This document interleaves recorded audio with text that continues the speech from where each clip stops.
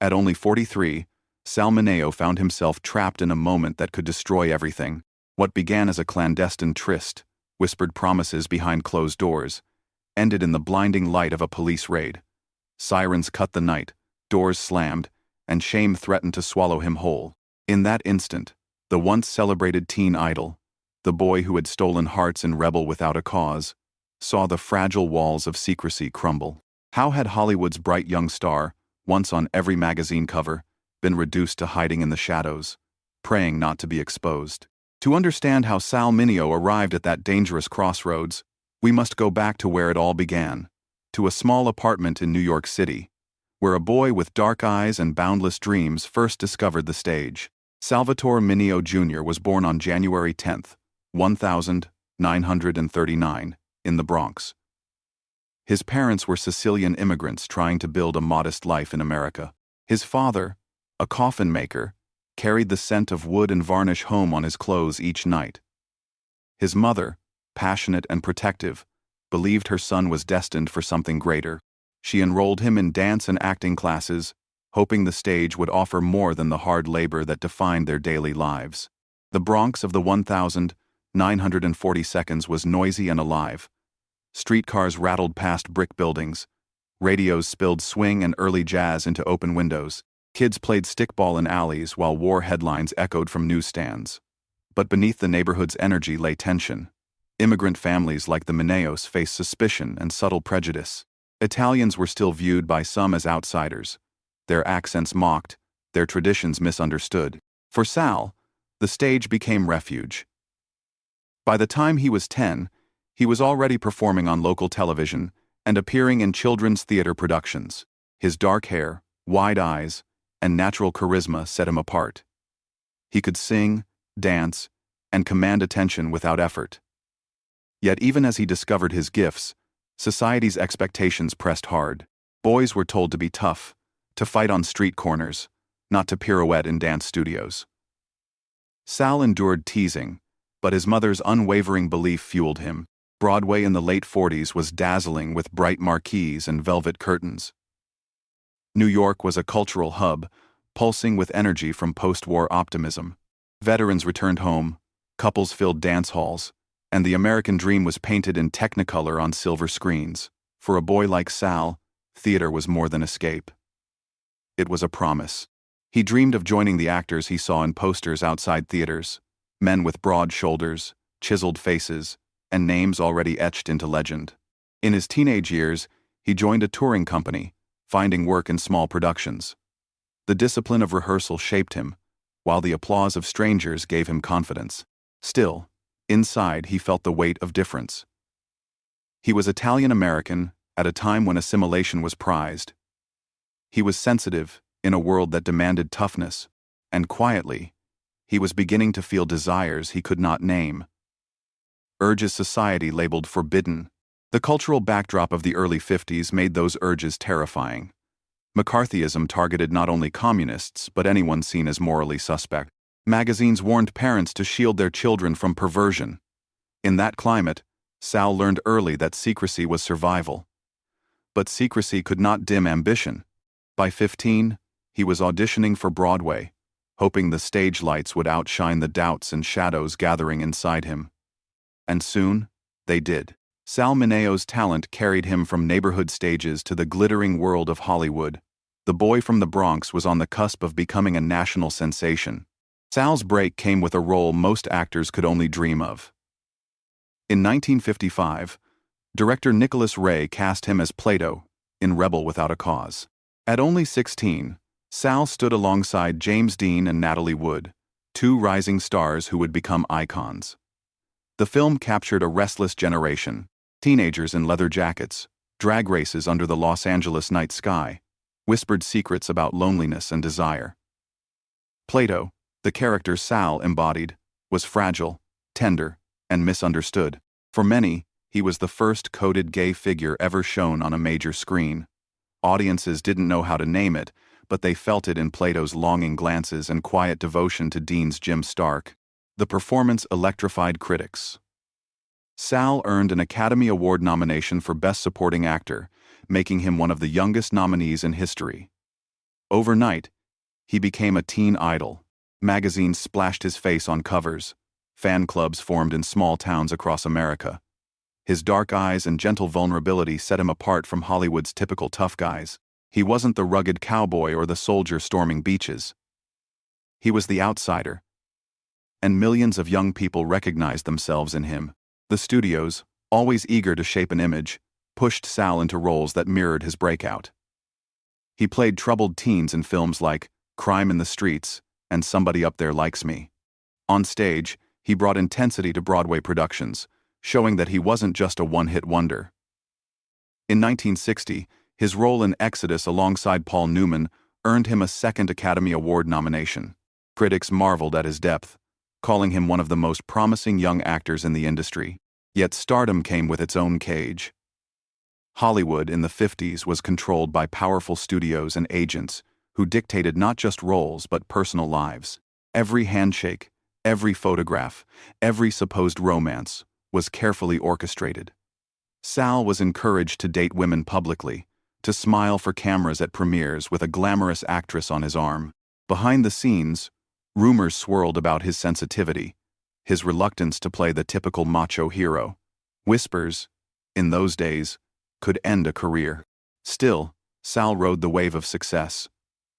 He recorded music, releasing songs like Start Movin', which sold over 1 million copies and turned him into a pop sensation. He toured television shows, crooning with boyish charm, his voice smooth and warm. Girls screamed in the studio audiences, clutching his photographs. Parents, however, were wary. His characters often flirted with delinquency, and his intensity made some uneasy. The paradox of Sal's image was clear. Hollywood wanted him as both idol and warning. They packaged him as the brooding teen heartthrob, while behind closed doors they demanded conformity.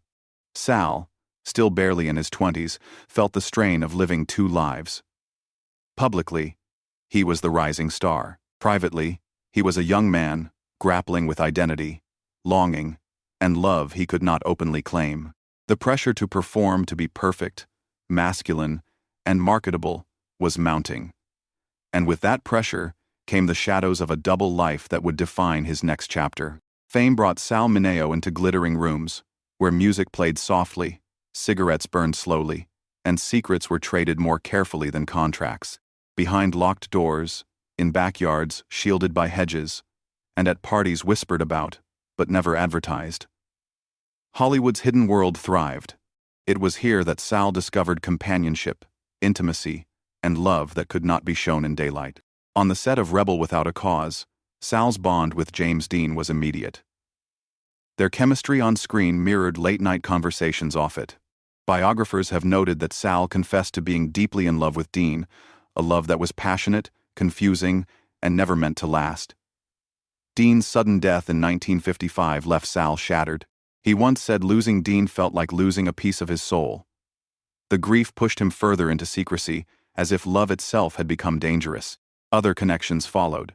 Sal was linked to Bobby Sherman, the young singer who later became a teen idol. Sherman, uncertain about his own desires, reportedly leaned on Sal for guidance, and their affair unfolded through hidden meetings and handwritten notes. But secrecy came with cost. When Sal's engagement to actress Jill Howarth ended abruptly, whispers of his private life grew louder. Hollywood, ever watchful, punished those who strayed from its narrow image of masculinity. Paul Newman's name entered Sal's orbit during the filming of Exodus in 1960. Newman, already a legend with his blue-eyed charm, shared a quiet rapport with Sal. Rumors suggested their bond extended beyond friendship, though Newman, bound by his carefully crafted family image, never allowed such stories to surface. For Sal, the connection was bittersweet, a glimpse of love paired with the sting of distance. There were other liaisons too, fleeting and intense. Marlon Brando, notorious for his magnetic allure, was said to have crossed paths with Sal in those years. Tony Perkins, the brooding star of Psycho, also moved in the same discreet circles. Sal even found a long-lasting partnership with actor and coach Courtney Burr, whose steady presence gave him stability when the industry turned cold. These romances, tender and real, were lived in fragments. Meetings at secluded beaches. Midnight drives down empty Los Angeles streets, handshakes that lingered too long, glances that carried everything unsaid. In an era where morality clauses in contracts forbade immoral conduct, the risk was constant. A single photograph, a careless word, could collapse everything. Sal grew defiant. In 1962, he posed nude for Harold Stevenson's painting, The New Adam, a bold artistic statement celebrating the male body. It was art, but also rebellion. In 1972, he went further, publicly declaring himself bisexual in an interview. "I have a girl in every port," he quipped, "and a few boys too." The honesty was remarkable for its time, but it came with a price. Roles dried up, studios grew wary, invitations stopped coming. Yet in private, he refused to stop living. He loved fiercely, even when the world insisted he could not. Every secret romance became both refuge and risk, and as the walls of Hollywood closed in, danger began to creep closer into his personal life. By the late 1960 seconds, the glow of stardom that had once surrounded Sal Mineo began to dim. Hollywood, which had embraced him as the sensitive rebel, grew colder as rumors of his personal life spread. Studio heads whispered. Producers hesitated. The same qualities that made him unique on screen, his vulnerability, his intensity, were now liabilities in a business obsessed with image. The press, hungry for scandal, circled him. Tabloids hinted at parties, whispered names, and implied affairs with men who were themselves terrified of exposure. For an actor in his 30s, this was professional quicksand. Contracts slipped away. Casting calls that once came daily slowed to silence. By the end of the decade, he was no longer the boy wonder of rebel without a cause. He was the outsider, the risk no studio wanted to take. The cruelty of typecasting compounded his troubles. Because he had refused to Americanize his name, he was often assigned ethnic roles: delinquents, gangsters, or outsiders. The more he pushed for meaningful work, the more doors closed. He took pride in his heritage, but Hollywood punished him for it. By the early 70s, when he came out publicly as bisexual, the industry's rejection hardened into near exile. Financial pressures mounted, the comfortable income of his youth was gone. He turned to stage work, producing and acting in bold plays like Fortune and Men's Eyes, which dealt openly with homosexuality and abuse in prison. It was groundbreaking theater. But to conservative audiences, it was scandal. Critics praised his courage, yet Hollywood distanced itself further. The personal toll was heavy. Friends described him as restless, often anxious, sometimes drifting into reckless choices. Though he found stability with Courtney Burr, his long-term partner, the fear of exposure never fully lifted. Walking into a restaurant meant scanning the room. Leaving rehearsals late at night meant wondering who might be watching. And then came the ultimate crisis. On the night of February 12, 1976, Sal returned home from rehearsal for a play where he had finally found momentum again. As he stepped into the darkness of his West Hollywood garage, a figure emerged, a knife flashed. In moments, Sal was struck, his life taken by a single wound to the heart. The crime scene told a haunting story. His wallet and jewelry remained untouched, ruling out robbery. Rumors erupted instantly. Was it a jealous lover? A rent boy? A punishment for living too openly? The media seized on the most salacious angles, reducing a talented man to gossip headlines. Police investigations wavered. Witnesses contradicted each other. And in the end, the truth of his death remained tangled in doubt. At 43, Sal Mineo's story seemed to collapse in tragedy. But the crisis that ended his life also sparked questions about the cost of secrecy and the prejudice that had shadowed him from the beginning. Though Sal Mineo's life ended violently at 43, his later years carried both resilience and defiance. After Hollywood's doors shut, he found a second home in theater. On stage, he was no longer typecast. He played complex, conflicted characters, often choosing roles that reflected his own struggles. In Fortune and Men's Eyes, he not only produced but acted with raw honesty, exposing audiences to themes most of Hollywood dared not touch. He believed theater could confront truths that films still buried. Television offered occasional work, Guest appearances on crime dramas and late-night talk shows kept him visible. But the glamour of his youth was gone. Still, he carried himself with dignity, refusing to chase hollow publicity. Instead, he poured energy into writing, painting, and smaller creative projects. Friends recalled him sitting in West Hollywood cafes, sketching or jotting notes, always dreaming of directing his own film. He was preparing for that future when his life was cut short. Off-stage, his private world provided refuge. His relationship with Courtney Burr gave him stability, a sense of home that had long eluded him.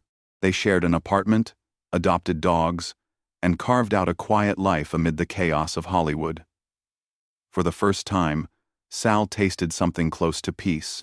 Burr later said Sal was happiest during those years, finding comfort not in fame, but in ordinary moments, cooking dinner, laughing over music, or planning the next project.